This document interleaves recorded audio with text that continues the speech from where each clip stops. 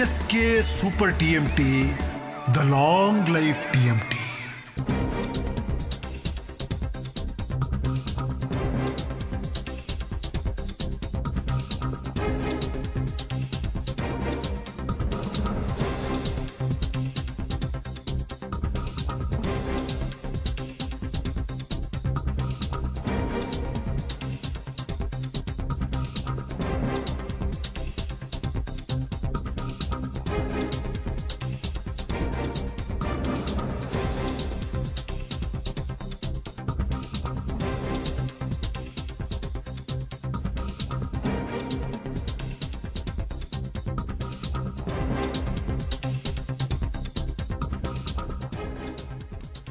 ರಾಜ್ಯಪಾಲರ ಭಾಷಣದ ವೇಳೆ ಆದಂತ ಬೆಳವಣಿಗೆ.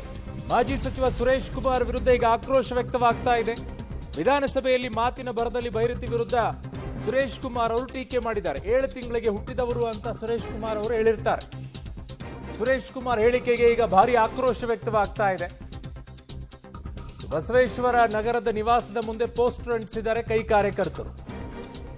RSS ಶಾಖೆಗಳಲ್ಲಿ ಈ ರೀತಿ ಹೇಳಿಕೊಡ್ತಾರಾ ಅಂತ ಪೋಸ್ಟರ್ ಅನ್ನ ಅಂಟಿಸಿದ್ದಾರೆ. ಅಲ್ಲಿ ನೋಡ್ತಾ ಇದ್ದೀರಾ ಯಾವ ರೀತಿಯಾಗಿ ಹಾಕಿದ್ದಾರೆ ಅಂತ. RSS ಶಾಖೆಗಳಲ್ಲಿ ಈ ರೀತಿ ಪದಗಳನ್ನ ಬಳಕೆ ಮಾಡಕ್ಕೆ ಹೇಳಿಕೊಡ್ತಾರಾ ನಿಮಗೆ ಅಂತ ಪೋಸ್ಟರ್ ಅಭಿಯಾನವನ್ನ ಈಗ ಕಾಂಗ್ರೆಸ್ನ ಕಾರ್ಯಕರ್ತರು ಮಾಡ್ತಾ ಇದ್ದಾರೆ. ಸುರೇಶ್ ಕುಮಾರ್ ಅವರ ನಿವಾಸದ ಮುಂದೆ ಗೋಡೆಗಳಿಗೆ ಅಂಟಿಸ್ತಾ ಇದ್ದಾರೆ.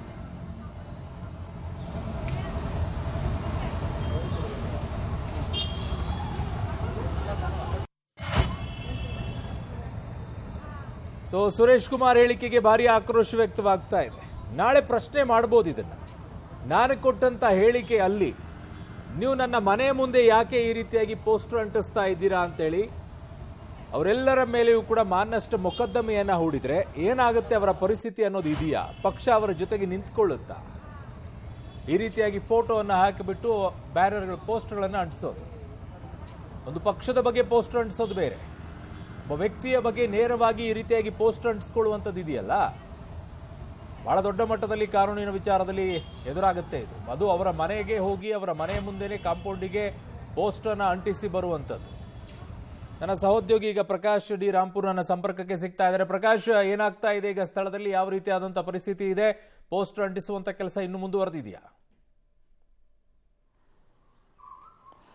ಸದ್ಯಕ್ಕೆ ಪೋಸ್ಟರ್ಗಳನ್ನ ಅಂಟಿಸಿ ಈಗ ಕಾಂಗ್ರೆಸ್ ಕಾರ್ಯಕರ್ತರು ತಮ್ಮ ನಿವಾಸದಿಂದ, ಅಂದ್ರೆ ಶಾಸಕ ಸುರೇಶ್ ಕುಮಾರ್ ಅವರ ನಿವಾಸದಿಂದ ಹೋಗಿದ್ದಾರೆ. ಬೈಕ್ನಲ್ಲಿ ಬಂದಂತಹ 3-4 ಕಾರ್ಯಕರ್ತರು ನೇರವಾಗಿ ಅವರ ನೇಮ್ ಪ್ಲೇಟ್ ಏನಿದೆಯಲ್ಲ, ಬೋರ್ಡು, ಸೊ ಅದರ ಭಾಗದಲ್ಲಿ ಮತ್ತೆ ಮತ್ತೊಂದು ಭಾಗದಲ್ಲಿ ಕೂಡ ಪೋಸ್ಟರ್ಗಳನ್ನ ಅಂಟಿಸಿ ಅಲ್ಲಿ ಒಂದಿಷ್ಟು ವಿಡಿಯೋಗಳನ್ನ ರೆಕಾರ್ಡ್ ಮಾಡ್ಕೊಳ್ತಾರೆ. ಅದಾದ ಬಳಿಕ ಅಲ್ಲಿಂದ ಅವರು ಎಸ್ಕೇಪ್ ಆಗ್ತಾರೆ. ಮತ್ತೆ ಬೇರೆ ಬೇರೆ ಭಾಗಗಳಲ್ಲಿ ಕೂಡ ಆ ಒಂದು ಪೋಸ್ಟರ್ಗಳನ್ನ ಕೂಡ ಅಂಟಿಸ್ತಾರೆ.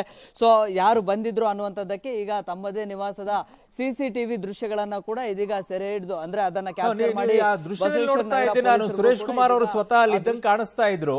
ಆ ವಿಡಿಯೋದಲ್ಲಿ ಕಾಣಿಸ್ತಾ ಇತ್ತು. ಸುರೇಶ್ ಕುಮಾರ್ ಅವರು ಅಲ್ಲೇ ಇದ್ರೆ ಅವರಲ್ಲೇ ಮಾತಾಡಿಸುವಂತ ಪ್ರಯತ್ನ ಮಾಡಿ ಅವ್ರನ್ನ. ಖಂಡಿತವಾಗ್ಲೂ ಕೂಡ ಈಗಾಗಲೇ ಪೊಲೀಸರು ಕೂಡ ಈಗ ಅವರ ನಿವಾಸಕ್ಕೆ ಬಂದಿದ್ದಾರೆ. ಈಗ ಖುದ್ದು ಶಾಸಕರು ಕೂಡ ಮನೆ ಹೊರಗಡೆ ಬಂದಿದ್ದಾರೆ. ಏನಾಯ್ತು ಅನ್ನುವಂಥದ್ದಕ್ಕೆ ಪೊಲೀಸರಿಗೂ ಕೂಡ ಮಾಹಿತಿಯನ್ನು ಕೂಡ ಕೊಡ್ತಾ ಇದ್ದಾರೆ. ನೇರವಾಗಿ ಮಾತನಾಡಿಸ್ತೀನಿ. ಸರ್, ಎಷ್ಟೊತ್ತಿಗೆ ಬಂದಿದ್ರು? ಆಕ್ಚುಲಿ ಏನಾಯ್ತು? ಅವಾಗ ಯಾರಾದ್ರೂ ಇದ್ರಾ? ಇಲ್ಲ, ನಾನು ಬೆಳಗ್ಗೆ ನಮ್ಮದು ವಾರಾಂತ್ಯದ ಸೈಕ್ಲಿಂಗ್ ಹೋಗಿದ್ದೆ. ಸೈಕ್ಲಿಂಗ್ ಮುಗಿಸ್ಕೊಂಡು ನಾನು ಮೇಲ್ಗಡೆ ಹೋಗಿದ್ದಾಗ ಸರ್ವೇ ಸಾಮಾನ್ಯ ಒಂದು 12-12:30 ಒಳಗಡೆ ನಡೆದಿದೆ ಇದು. ಅವರು ನಮ್ಮ ಡ್ರೈವರ್ ಬರೋ ಹೊತ್ತಿಗೆ ಬಿಸಾಕ್ಬಿಟ್ಟು ಓಡೋಗ್ಬಿಟ್ರು. ಅಂಟಿಸಿದ್ನ ಇಟ್ಕೊಂಡು ಎಕ್ಸ್ಟ್ರಾ ಇತ್ತಲ್ಲ ಅದನ್ನ ಬಿಟ್ಬಿಟ್ಟು ಓಡೋದು. ಇದು ಬಳ್ಳಾರಿದು ಬ್ಯಾನರ್ದು ಗಲಾಟೆ ಆದಮೇಲೆ ಐ ಥಿಂಕ್ ಇದೊಂಥರ ಮಾನಸಿಕತೆ ಇವತ್ತು ಹರಡ್ತಾ ಇದೆ. ಇದು ನಿನ್ನೆ ಅಸೆಂಬ್ಲಿನಲ್ಲಿ ಇದ್ರ ಬಗ್ಗೆ ಚರ್ಚೆ ಆಗಿ, ಇದು ಆಡು ಮಾತದು. ಯಾರಾದರೂ ತುಂಬ ಮಧ್ಯ ಪ್ರವೇಶ ಮಾಡ್ತಾಯಿದೆ, ಅವಸರ ಮಾಡ್ತಾಯಿದೆ, 7 ತಿಂಗಳು ಹುಡ್ದಂಗೆ ಆಡಬೇಡಪ್ಪ ಅಂತ ಹೇಳೋದು ಆಡು ಮಾತದು. ಆಗ ನಾನು ಅಕಸ್ಮಾತ್ ಇದಾಗಿದೆ, ನಾನು ದಯವಿಟ್ಟು ಕಡತದಿಂದ ತೆಗೀರಿ, ವಾಪಸ್ ತೊಗೋತೀನಿ ಅಂತ ಹೇಳಿದ್ದೀನಿ. ಮುಗಿದೋಯ್ತು ಕತೆ. ಸಿದ್ದರಾಮಯ್ಯನವರೇ ಹೇಳಿದ್ದಾರೆ, ಅವರೇ ಹೇಳಿದ್ದಾರೆ ಕಡತದಿಂದ ತೆಗೀರಿ ಅಂತ, ಮುಗಿದೋಯ್ತು.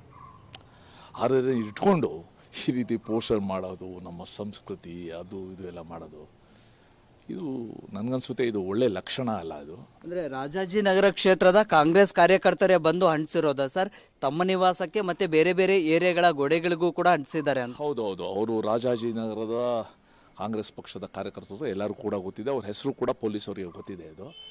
ಇದು ಬೇಕು ಅಂತಾನೆ ಹಿಂದೆ ವೋಟ್ ಚೋರಿ ಕಾರ್ಯಕ್ರಮ ಸಂದರ್ಭದಲ್ಲೂ ಕೂಡ ಹೇಗೆ ಬಂದು ಅಂಟಿಸಿದ್ರು, ಅದಕ್ಕೆ ಮುಂಚೆನೂ ಕೂಡ ಇದೇ ವ್ಯಕ್ತಿಗಳು ಇದೇ ಕೃತ್ಯ ಮಾಡಿದ್ದಾರೆ ಅವರು.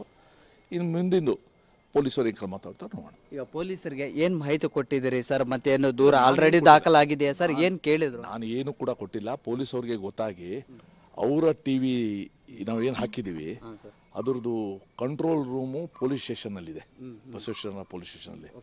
ಅದ್ರ ಮುಖಾಂತರ ನೋಡಿ ಅವರಾಗೆ ಬಂದು ಅದ್ರದ್ದು ಕೂಡ ಸಂಗ್ರಹ ಮಾಡಿದ್ದಾರೆ, ನಮ್ಮ CCTV ಸಂಗ್ರಹ ಮಾಡಿದ್ದಾರೆ. ಅವರು ಕ್ರಮ ತಗೊಳ್ತಾರೆ. ನೋಡಿ, ಅವರ ನಿವಾಸದ ಮುಂಭಾಗದಲ್ಲಿ 3-4 ಪೋಸ್ಟರ್ಗಳನ್ನ ಅಂಟಿಸಿದ್ರು. ಅಲ್ಲಿ ಅವರ ಕಂಪ್ಲೇಂಟ್ ಕೊಡ್ತಾರೆ ಕೇಳಿ ಈ ವಿಚಾರದಲ್ಲಿ. ಸರ್, ಈಗಾಗಲೇ ಈ ಒಂದು ವಿಚಾರಕ್ಕೆ ಸಂಬಂಧಪಟ್ಟಂತೆ ಏನಾದರೂ ದೂರು ಕೊಡ್ತಾ ಇದ್ರಿ ಸರ್ ಖುದ್ದು? ಇದು ನಮ್ಮ ಯಾರು ನೋಡಿದ್ದಾರೆ ಅವ್ರು ಹೋಗಿ, ಯಾರು ನಮ್ಮ ಚಾಲಕ ಇರ್ಬೋದು, ನಮ್ಮ ಸಿಬ್ಬಂದಿ ಇರ್ಬೋದು, ಅವರು ಮತ್ತು ನಮ್ಮ ಕಾರ್ಯಕರ್ತರು ಅವ್ರು ತೊಗೊಂಡೋಗಿ ದೂರನ್ನು ಕೊಟ್ಟಿದ್ದಾರೆ. ದೂರನ್ನು ದಾಖಲು ಬರೆದು ಕೊಟ್ಟಿದ್ದಾರೆ ಅವರು. ಮತ್ತು ಈ CCTV ಫುಟೇಜ್ನೆಲ್ಲೂ ಕೂಡ ಅವರಿಗೆ ಒಪ್ಪಿಸಿದ್ದಾರೆ. ಇವರೇನು ಕಾನೂನು ಸಮರ ಮಾಡಲ್ವಂತ? ಈಗ ಬೇರೆ ಬೇರೆ ಏರಿಯಾಗಳಲ್ಲಿ ಕೂಡ ಈ ಪೋಸ್ಟರ್ಗಳನ್ನು ಸರ್ ತಾವೇ ಖುದ್ದು ನೇರವಾಗಿ ಹೋಗಿ ಏನಾದರೂ ದೂರು ಕೊಡುವಂಥದ್ದು ಆಗುತ್ತೆ? ಇಲ್ಲ, ಯಾಕಂದರೆ ನನಗೆ ಇವರು ಮಾಡಿರೋ ಕಾರ್ಯದ ಬಗ್ಗೆ ಕನಿಕರ ಇದೆ. ಈ ಮಟ್ಟಕ್ಕೆ ಹೋಗಬಾರ್ದು. ಯಾಕಂದರೆ ಒಂದು ಸಣ್ಣ ಘಟನೆ ಬಳ್ಳಾರಿಯಲ್ಲಿ ಏನಾಯಿತು ಅಂತ ನೋಡಿದ್ದೀವಿ. ಆ ಮಟ್ಟಕ್ಕೆ ಹೋಗಬಾರ್ದು ಅವರು. ಮತ್ತು ಸ್ವಲ್ಪ ಅರ್ಥ ಮಾಡ್ಕೋಬೇಕು, ಅದರ ವಾಸ್ತವಾಂಶ ಏನು ಅಂತ ಅರ್ಥ ಮಾಡ್ಕೋಬೇಕು ಅಂತ ನನಗನ್ಸುತ್ತೆ. ಕೀಳು ಪ್ರಚಾರದ ಒಂದು ಗೀಳಿದು. ಅವರೇ ತಗೊಳ್ಳೋದು, ಅವರೇ ಫೋಟೋ ತಗೊಳ್ಳೋದು, ಅವ್ರು ಸೋಷಿಯಲ್ ಮೀಡಿಯಾದಲ್ಲಿ ಬಿಡುವ ಈ ಕೀಳು ಅಭಿರುಚಿ ಏನಿದೆ ಅದು ಇದಕ್ಕೆ ಕಾರಣ. ಪೊಲೀಸರು ಕ್ರಮ ತಗೊಳ್ತಾರೆ. ಕೀಳು ಅಭಿರುಚಿ ಇರಬಹುದು ಆ ವಿಚಾರದಲ್ಲಿ. ಆದ್ರೆ ಸಮಾಜದಲ್ಲಿ ಈ ರೀತಿಯಾಗಿ ಮಾನಸಿಕತೆ ಹೆಚ್ಚಾಗ್ತಾ ಹೋಗ್ಬಿಟ್ರೆ ಬಹಳ ದೊಡ್ಡ ಮಟ್ಟದಲ್ಲೇ ಆಗುತ್ತೆ. ಹಿಂದೆ ಬಿಜೆಪಿ ಅಧಿಕಾರದಲ್ಲಿದ್ದಾಗ ಪೋಸ್ಟರ್ ಅಭಿಯಾನ ಮಾಡಿದ್ರು, ಅದಾದ ನಂತರ ಈಗ ಮತ್ತೆ ಪೋಸ್ಟರ್. ಅಂದ್ರೆ ಸಮಾಜದ ಸ್ವಾಸ್ಥ್ಯತೆ ಹಾಳಗಿಡುವತ್ತೆಲ್ಲ ಈ ಪೋಸ್ಟರ್ಗಳೆಲ್ಲ. ಎಸ್ ಸರ್, ಅರುಣ್ ಬಡಿಗೇರ್ ಕೂಡ ಕೇಳ್ತಾ ಇದ್ರು ಸರ್, ಈ ರೀತಿಯ ಪ್ರಚಾರದ ಹುಚ್ಚಿಗೆ ಜೊತೆಗೆ ಈ ಹಿಂದೆ ಕೂಡ ಪೋಸ್ಟರ್ಗಳನ್ನು ಅಂಟಿಸುವಂಥ ಕ್ಯಾಂಪೇನ್ಗಳನ್ನು ಮಾಡಿದ್ರು. ಎಲ್ಲೋ ಒಂದು ಕಡೆ ಮಾನಸಿಕ ಸ್ಥಿತಿ ಹೇಗಿದೆ ಅನ್ನುವಂಥದ್ದು ಕೂಡ ಅದು ತೋರ್ಪಡಿಕೆ ಆಗ್ತಾ ಇದೆ ಅಂತ. ಈಗ ನೋಡಿ, ನಿನ್ನೆ ನಾನು ಮಾತಿನ ಭರದಲ್ಲ, ನಾನು HK ಪಾಟೀಲು ತುಂಬ ವಾದ ನಡೀತಾ ಇತ್ತು ಕಾನ್ಸ್ಟಿಟ್ಯೂಷನ್ ಬಗ್ಗೆ, ಸಂವಿಧಾನದ ಕೆಲವು ಆರ್ಟಿಕಲ್ಸ್ ಬಗ್ಗೆ. ಆಗ ಮೊನ್ನೆ ಸಚಿವರು ಮಧ್ಯ ಪ್ರವೇಶ ಮಾಡಿ, ದಯವಿಟ್ಟು ಮಧ್ಯ ಪ್ರವೇಶ ಮಾಡಿ, ಇದು ಥರ್ಡ್ ಫ್ಲೋ ಕಟ್ಟಾಗುತ್ತೆ ಅನ್ನೋ ಹಿನ್ನೆಲೆಯಲ್ಲಿ ನಾನು ಹೇಳಿದೆ. ಮತ್ತೆ ಎದ್ದು ನಿಂತ್ಕೊಂಡಾಗ ಇದು ಆಡು ಭಾಷೆ. ಯಾರು ತುಂಬ ಅವಸರ ಮಾಡ್ತಾರೆ, ಮಧ್ಯ ಪ್ರವೇಶ ಮಾಡ್ತಾರೆ, ಅವ್ರು ಹೇಳ್ತಾರೆ 7 ತಿಂಗಳು ಹುಡ್ದಂಗೆ ಆಡಬೇಡಪ್ಪ ಅಂತ ಹೇಳೋದು ಆಡು ಭಾಷೆ. ಅದು ಆಡು ಭಾಷೆ ಹೇಳಿದ್ದೇ ಇವರು ಅಪಾರ್ಥ ಮಾಡಿಕೊಂಡ್ರೆ ಇನ್ಮೇಲೆ ನಾವು ಗಾದೆಗಳನ್ನ ಮಾತಾಡೋದು ಕೂಡ ಭಾಳ ತಪ್ಪಾಗುತ್ತೆ. ಗಾದೆಗಳು, ನಾಡು ನುಡಿಗಳು, ಸಾಮಾನ್ಯದ ಚಾಲು ಇರುವ ಜನರೇನು ಮಾತುಗಳು ಅದನ್ನು ಕೂಡ ಹೇಳೋಕ್ಕಾಗೋದಿಲ್ಲ. ಸೊ ನನಗೆ ತಕ್ಷಣ ನಾನು ಸಿದ್ದರಾಮಯ್ಯನವರು ಹೇಳಿದ್ರು, ನಾನು ಹೇಳಿದೆ ಆಯಿತು ಕಡದಿಂದ ತೆಗೆದಾಕ್ಬಿಡಿ, ನಾನು ವಾಪಸ್ ತೊಗೊಂಡಿದ್ದೀನಿ ಅಂತ ಹೇಳಿದೆ. ಅಲ್ಲಿ ಮುಗಿಬೇಕಾಯಿತು. ಆದರೆ ಈ ರೀತಿ ಮುಗಿದೋಗಿರೋ ಅಧ್ಯಯನ ಮತ್ತೆ ಕೆದಕಿ ಪೋಸ್ಟ್ ಅಂಟಿಸಿದೆಯಲ್ಲ, ಇದು ನನಗನ್ಸುತ್ತೆ ಇದು ಇನ್ನಷ್ಟು ಹರಡದೇ ಇರೋಂಗೆ ನೋಡ್ಕೊಳ್ಳೋದು ಪೊಲೀಸರ ಜವಾಬ್ದಾರಿ. ಸರ್, ಈಗ ಬಳ್ಳಾರಿಯಲ್ಲಿ ಒಂದು ಫ್ಲೆಕ್ಸ್ ಬ್ಯಾನರ್ ವಿಚಾರವಾಗಿ ಎಷ್ಟು ದೊಡ್ಡ ಮಟ್ಟದಲ್ಲಿ ಗಲಾಟೆ ಆಯಿತು ಅನ್ನುವಂಥದ್ದು, ಇಲ್ಲಿ ನೇರವಾಗಿ ತಮ್ಮ ನಿವಾಸಕ್ಕೇನೆ ಬಂದು ತಮ್ಮ ನಿವಾಸದ ಗೋಡೆಗಳಿಗೆ ಅಂಟಿಸಿ ಹೋಗ್ತಾರೆ ಅಂದರೆ ಎಲ್ಲೋ ಒಂದು ಕಡೆ ಗಲಾಟೆಯನ್ನು ಹೆಚ್ಚಿಸಬೇಕು ಅನ್ನುವಂಥ ಮನಸ್ಥಿತಿಯೋ ಅಥವಾ ಅವರು ಏನು ಹೇಳಿಕೆ ಕೊಟ್ಟರು ಬಹಿರಂಗವಾಗಿ ಕ್ಷಮೆ ಕೇಳಬೇಕು ಅನ್ನುವಂಥ ಮನಸ್ಥಿತಿ ಇತ್ತೋ? ಇಲ್ಲ, ಇದು ತಮ್ಮ ಒಂದು ಅಪಪ್ರಚಾರಕ್ಕೆ ಉಪಯೋಗಿಸ್ಕೊಳ್ಳೋ ಒಂದು ಸಾಧನ. ಜೊತೆಗೆ ಮಾಡೋಕ್ಕೆ ಕೆಲಸ ಇಲ್ಲ ಅವ್ರಿಗೆ, ಮಾಡೋಕ್ಕೇನು ಕೂಡ ಕೆಲಸ ಇಲ್ಲ ಅವ್ರದ್ದು. ಎಲ್ಲದನ್ನು ಕೂಡ ನಾನು ನೋಡಿದೆ ಏನು ಕೆಲಸ ಉದ್ಯೋಗ ಮಾಡ್ತಾರೆ ಅಂತ. ಆ ಥರ ಒಂದು ಜವಾಬ್ದಾರಿಯುತ ಉದ್ಯೋಗ ಕೆಲಸ ಏನಿಲ್ಲ. ಸೊ ಇದೇ ಒಂದು ದಂಧೆ ಆಗ್ಬಿಟ್ಟಿದೆ ಇದು ಅನ್ಸೋದು. ನಂಗನ್ಸುತ್ತೆ ಕೀಳು ಪ್ರಚಾರಕ್ಕೋಸ್ಕರ ಇದನ್ನ ಮಾಡಿದ್ದಾರೆ. ತಮ್ಮ ಈಗ ಚಾಲಕರೇ ನೇರವಾಗಿ ದೂರು ಕೊಟ್ಟಿದ್ದಾರೆ ಸರ್? ಚಾಲಕರು ಕೂಡ ಹೋಗಿದ್ದಾರೆ, ನಮ್ಮ ಕಾರ್ಯಕರ್ತರು ಕೂಡ ಹೋಗಿದ್ದಾರೆ. ಓಕೆ, ಈಗಾಗಲೇ ಈ ಒಂದು ಪ್ರಕರಣಕ್ಕೆ ಸಂಬಂಧಪಟ್ಟಂತೆ ಈಗ ಸುರೇಶ್ ಕುಮಾರ್ ಅವರ ಕಾರ್ ಚಾಲಕರು ಮತ್ತೆ ಅವರ ಕಾರ್ಯಕರ್ತರು ಕೂಡ ನೇರವಾಗಿ ಬಸವೇಶ್ವರ ಠಾಣೆಗೆ ಹೋಗಿ ದೂರನ್ನು ಕೂಡ ಕೊಟ್ಟಿದ್ದಾರೆ. ಈಗ 2 ಹೊಯ್ಸಳ ವಾಹನಗಳು ಕೂಡ ಬಂದಿದ್ದಾವೆ. ಪೊಲೀಸರು ಕೂಡ ಬಂದು ಈಗ ಸ್ಥಳ ಪರಿಶೀಲನೆಯನ್ನು ನಡೆಸ್ತಾ ಇದ್ದಾರೆ. ಅಂದರೆ ಯಾವ ಏರಿಯಾಗಳಲ್ಲಿ ಮತ್ತು ಅವರ ನಿವಾಸದ ಯಾವ ಭಾಗದಲ್ಲೆಲ್ಲ ಈ ಒಂದು ಪೋಸ್ಟರ್ಗಳನ್ನು ಅಂಟಿಸಿದ್ರು ಅನ್ನುವಂಥದ್ದನ್ನು ಈಗ ಪರಿಶೀಲನೆಯನ್ನು ಕೂಡ ನಡೆಸ್ತಾ ಇದ್ದಾರೆ. ಸೊ ಬಳ್ಳಾರಿಯಲ್ಲಿ ಏನೋ ಗಲಾಟೆ ಆಯಿತು ಫ್ಲೆಕ್ಸ್ ವಿಚಾರವಾಗಿ, ಬ್ಯಾನರ್ ವಿಚಾರವಾಗಿ. ಒಂದೊಮ್ಮೆ ಏನಾದರೂ ಇಲ್ಲಿ ಈ ಒಂದು ಪೋಸ್ಟರ್ಗಳನ್ನು ಅಂಟಿಸುವಂಥ ಸಂದರ್ಭದಲ್ಲಿ ಕಾರ್ಯಕರ್ತರು ಇದ್ದಿದ್ರೆ ಅಥವಾ ಅದನ್ನು ವಿರೋಧ ಮಾಡುವಂಥ ಸಂದರ್ಭದಲ್ಲಿ ಅಥವಾ ಅದನ್ನ ಪ್ರಶ್ನೆ ಮಾಡುವಂತ ಸಂದರ್ಭದಲ್ಲಿ ಗಲಾಟೆಗಳಾಗುವಂತ ಸಾಧ್ಯತೆಗಳು ಕೂಡ ಇದ್ವು. ಸೊ ಸುಮಾರು ಒಂದು 11:30-12 ಗಂಟೆ ಸುಮಾರಿಗೆ ಈ ಒಂದು ನಿವಾಸಕ್ಕೆ ಬಂದು ಪೋಸ್ಟರ್ಗಳನ್ನ ಅಂಟಿಸಿ ಹೋಗ್ತಾರೆ. ಸುಮಾರು ಒಂದು 30-40 ಸೆಕೆಂಡ್ ಮಾತ್ರ ಇರ್ತಾರೆ, ರಪ್ ಅಂತ ಬರ್ತಾರೆ, ಅಂಟಿಸ್ತಾರೆ, ಹೋಗ್ತಾರೆ. ಸೊ ಒಂದೊಮ್ಮೆ ಏನಾದ್ರೂ ಆ ಸಂದರ್ಭದಲ್ಲಿ ಕಾರ್ಯಕರ್ತರಿದ್ರೆ ಅದು ಗಲಾಟೆಗೆ ತಿರುಗ್ತಾ ಇತ್ತು. ಸೊ ಹೀಗಾಗಿ ಒಂದು ರೀತಿಯಲ್ಲಿ ಬಿಜೆಪಿ ಕಾರ್ಯಕರ್ತರು ನೇರವಾಗಿ ಠಾಣೆಗೆ ಹೋಗಿ ಅಲ್ಲಿ ಪ್ರತಿಭಟನೆಯನ್ನ ಮಾಡಬೇಕು ಅಂತ ಹೇಳಿ ಹೋಗಿದ್ರು. ಆದರೆ ಸುರೇಶ್ ಕುಮಾರ್ ಅವರು ಮತ್ತೆ ಅವರನ್ನ ಮನವಿ ಮಾಡಿ ಕರೆಸ್ಕೊಂಡಿದ್ದಾರೆ. ಈಗ ಮತ್ತೆ ಅವ್ರ ನಿವಾಸಕ್ಕೆ ಪೊಲೀಸರು ಕೂಡ ಬಂದಿದ್ದಾರೆ. ಏನಾಯ್ತು, ಎಷ್ಟೊತ್ತಿಗೆ ಬಂದಿದ್ರು, ಯಾರೆಲ್ಲ ಬಂದಿದ್ರು ಅನ್ನುವಂತಹ ಮಾಹಿತಿಯನ್ನು ಕೂಡ ಪಡಿತಾ ಇದ್ದಾರೆ. ಅರುಣ್ ಬಡಿಗೇರ್. ಓಕೆ, ಇಷ್ಟೆಲ್ಲ ಗೊತ್ತಾದ ನಂತರ ಅವ್ರು ಯಾರು ಏನು ಎತ್ತ ಅನ್ನುವಂಥದ್ದು ವಿಡಿಯೋ ಬಂದರೂ ಕೂಡ ಸ್ಥಳೀಯವಾಗಿರುವಂಥವ್ರು ಅಂತ ಅಂದ್ರೂ ಕೂಡ ಪೊಲೀಸರು ಅವ್ರನ್ನ ಯಾರನ್ನೂ ಕೂಡ ವಶಕ್ಕೆ ತಗೊಳ್ಳುವಂತ ಕೆಲಸಕ್ಕೆ ಇನ್ನೂ ಮುಂದಾಗಿಲ್ವಾ? ಈಗ ಆ ವಿಡಿಯೋಗಳನ್ನ ನೋಡಿಕೊಂಡು ಇಲ್ಲಿಗೆ ಯಾರು ಬಂದಿದ್ರು, ಜೊತೆಗೆ ಎಷ್ಟೊತ್ತಿಗೆ ಬಂದಿದ್ರು, ಅವರು ಕಾಂಗ್ರೆಸ್ ಕಾರ್ಯಕರ್ತರೇ ಯಾರೆಲ್ಲ ಇದ್ರು, ಸೊ ಅವರ ರೋಲ್ ಏನು ಅನ್ನುವಂಥದ್ರ ಬಗ್ಗೆ ಈಗಾಗಲೇ ಪೊಲೀಸರಿಗೆ ಒಂದು ಮಾಹಿತಿ ಕೂಡ ಹೋಗಿದೆ. ಸೊ ಹೀಗಾಗಿ ಯಾರು ಪೋಸ್ಟರ್ಗಳನ್ನ ಅಂಟಿಸಿದ್ರು ಅಂಥವರನ್ನ ಪತ್ತೆ ಹಚ್ಚುವಂಥ ಕೆಲಸವನ್ನು ಕೂಡ ಈಗ ಬಸವೇಶ್ವರ ನಗರ ಠಾಣೆಯ ಪೊಲೀಸರು ಕೂಡ ಮಾಡ್ತಾ ಇದ್ದಾರೆ. ಒಂದಿಷ್ಟು ಜನರನ್ನ ಸಂಪರ್ಕ ಮಾಡಿದ್ದಾರೆ. ಅವರನ್ನ ಖುದ್ದು ಠಾಣೆಗೆ ಬರುವಂತೆ ಈಗ ಅವರಿಗೆ ಒಂದು ಫೋನ್ ಮೂಲಕವಾಗಿ ಕೂಡ ಕರೀತಾ ಇದ್ದಾರೆ. ಈಗ ಇಲ್ಲಿಗೆ ಯಾರೆಲ್ಲ ಅಂದ್ರೆ ಬಂದಿದ್ರು ಕಾರ್ಯಕರ್ತರು, ಅವರನ್ನ ಮತ್ತೆ ಖುದ್ದು ಅವರನ್ನ ಪತ್ತೆ ಹಚ್ಚುವಂತ ಕೆಲಸ ಕೂಡ ಆಗ್ತಾ ಇದೆ. ಸುಮಾರು ಆ ಒಂದು ವಿಡಿಯೋಗಳಲ್ಲಿ ಆರಂಭದಲ್ಲಿ ಒಂದು 4-5 ಜನ ಬರ್ತಾರೆ, ಅದಾದ ಬಳಿಕ ಇನ್ನೂ ಒಂದಿಷ್ಟು ಜನ ಬರ್ತಾರೆ. ಸೊ ಮತ್ತೆ ಬೇರೆ ಏರಿಯಾಗಳಲ್ಲಿ ಅಲ್ಲಿ ನೇರವಾಗಿ ಅವರೇ ಪೋಸ್ಟರ್ಗಳನ್ನ ಅಂಟಿಸ್ತಾರೆ. ಅಂಟಿಸಿದ ಬಳಿಕ ಅವರೇ ವಿಡಿಯೋಗಳನ್ನ ಕೂಡ ಮಾಡ್ಕೊಳ್ತಾರೆ. ಮಾಡ್ಕೊಂಡಿರುವಂತಹ ವಿಡಿಯೋಗಳು ಒಂದಿಷ್ಟು ಗ್ರೂಪ್ಗಳಲ್ಲಿ ಕೂಡ ಶೇರ್ ಮಾಡ್ತಾರೆ. ಸೊ ಈ ಮೂಲಕವಾಗಿ ಸುರೇಶ್ ಕುಮಾರ್ ಅವರಿಗೆ ಅವರ ಹೇಳಿಕೆಯನ್ನ ನಾವು ಖಂಡಿಸ್ತೀವಿ, ಅದರ ಜೊತೆಗೆ ಈ ರೀತಿಯಾಗಿ ನಾವು ಪ್ರತಿರೋಧವನ್ನ ವ್ಯಕ್ತಪಡಿಸಿದೀವಿ ಅನ್ನುವಂಥದ್ದನ್ನ ಒಂದಿಷ್ಟು ಗ್ರೂಪ್ಗಳಲ್ಲಿ ಕೂಡ ಹಾಕೊಳ್ತಾರೆ. ಈಗ ಸದ್ಯಕ್ಕೆ ಈ ವಿಚಾರ ಮತ್ತೆ ಬ್ಯಾನರ್ ವಿಚಾರದಲ್ಲಿ, ಫ್ಲೆಕ್ಸ್ ವಿಚಾರದಲ್ಲಿ ಏನು ಗಲಾಟೆಗಳಾದವು, ಸೊ ಆ ರೀತಿಯ ಗಲಾಟೆಗಳು ಆಗಬಾರ್ದು ಅನ್ನುವಂಥ ಕಾರಣಕ್ಕಾಗಿ ವಿಚಾರ ತಿಳಿದ ಕೂಡಲೇ ಇಮಿಡಿಯೇಟ್ ಆಗಿ ಬಸವೇಶ್ವರ ನಗರ ಠಾಣಾ ಪೊಲೀಸರು ಕೂಡ ಈಗ ಶಾಸಕ ಸುರೇಶ್ ಕುಮಾರ್ ಅವರ ನಿವಾಸಕ್ಕೂ ಕೂಡ ಬಂದಿದ್ದಾರೆ. ಕಂಪ್ಲೀಟ್ ಆಗಿ ಏನಾಯ್ತು ಅನ್ನುವಂಥದ್ದಕ್ಕೆ ಎಲ್ಲಾ ಮಾಹಿತಿಯನ್ನ ಕೂಡ ಈಗ ಪೊಲೀಸರು ಪಡಿತಾ ಇದ್ದಾರೆ. ಅರುಣ್ ಬಡಿಗೇರ್. ಕೈ ಕಾರ್ಯಕರ್ತರಿಂದ ಸುರೇಶ್ ನಿವಾಸಕ್ಕೆ ಪೋಸ್ಟರ್ ಅಂಟಿಸಿದ್ದಾರೆ. ಸುರೇಶ್ ಕುಮಾರ್ ಅವರ ನಿವಾಸಕ್ಕೆ ಮಾಜಿ ಸಚಿವ ಸುರೇಶ್ ಕುಮಾರ್ ಮನೆಗೆ ಈ ಪೋಸ್ಟರ್ ಅಂಟಿಸಿದ್ದಾರೆ, ಕಾಂಪೌಂಡ್ಗೆ. ಕೈ ಕಾರ್ಯಕರ್ತರ ನಡೆಗೆ ಸುರೇಶ್ ಕುಮಾರ್ ಬೇಸರವನ್ನ ವ್ಯಕ್ತಪಡಿಸಿ ಪಬ್ಲಿಕ್ ಟಿವಿ ಜೊತೆಗೆ ಮಾತನಾಡಿದ್ರು. ಯಾವುದೇ ನನ್ನ ದುರುದ್ದೇಶ ಇರಲಿಲ್ಲ, ಮಾತನಾಡಬೇಕಾದ್ರೆ ಆಡು ಭಾಷೆಯಲ್ಲಿ ಪದೇ ಪದೇ ಪದೇ ಪದೇ ಅವ್ರು ಎದ್ದು ನಿಲ್ತಾ ಇದ್ರು. ಹಾಗಾಗಿ ಅದ್ಯಾಕ್ರಿ 7 ತಿಂಗಳಿಗೆ ಹುಟ್ಟಿದಂಗೆ ಆಡ್ತೀರಾ ಅಂತ ಕೇಳಿದ್ದೀನಿ. ಅದು ಆಡು ಭಾಷೆ. ಆಮೇಲೆ ಅವ್ರಿಗೆ ಬೇಸರ ಆದ್ಮೇಲೆ ನಾನು ಕ್ಷಮೆನೂ ಕೇಳಿದ್ದೀನಿ. ಕ್ಷಮೆ ಕೇಳಿದ್ಮೇಲೆ ಅದನ್ನ ಕಡತದಿಂದ ತೆಗೆದುಹಾಕಕ್ಕೆ ಮಾನ್ಯ ಮುಖ್ಯಮಂತ್ರಿಗಳಿದ್ದಾರೆ, ಅಲ್ಲಿ ಮುಗಿದಿತ್ತು ಅಂತ ಹೇಳಿದ್ದಾರೆ ಅವರು.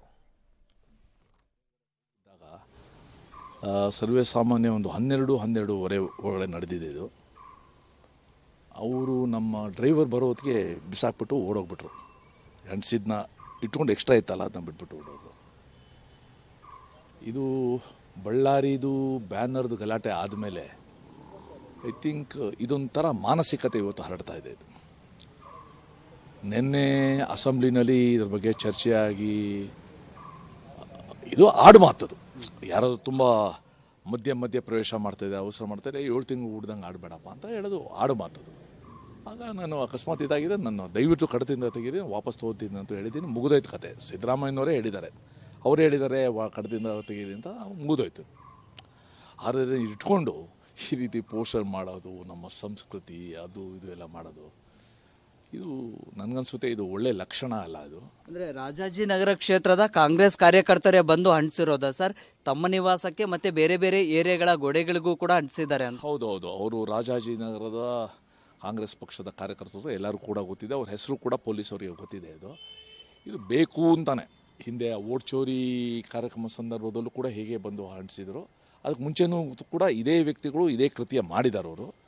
ಇನ್ನು ಮುಂದಿಂದು ಪೊಲೀಸರಿಗೆ ಕ್ರಮ ತಗೊಳ್ತಾರೆ, ನೋಡೋಣ. ಈಗ ಪೊಲೀಸರಿಗೆ ಏನು ಮಾಹಿತಿ ಕೊಟ್ಟಿದ್ದೀರಿ ಸರ್? ಮತ್ತೆ ಏನು ದೂರ ಆಲ್ರೆಡಿ ದಾಖಲಾಗಿದೆಯಾ ಸರ್? ಏನು ಕೇಳಿದ್ರು? ನಾನು ಏನು ಕೂಡ ಕೊಟ್ಟಿಲ್ಲ. ಪೊಲೀಸವ್ರಿಗೆ ಗೊತ್ತಾಗಿ ಅವರ ಟಿವಿ ನಾವು ಏನು ಹಾಕಿದ್ದೀವಿ ಅದ್ರದ್ದು ಕಂಟ್ರೋಲ್ ರೂಮು ಪೊಲೀಸ್ ಸ್ಟೇಷನ್ನಲ್ಲಿದೆ, ಬಸವೇಶ್ವರ ಪೊಲೀಸ್ ಸ್ಟೇಷನಲ್ಲಿ.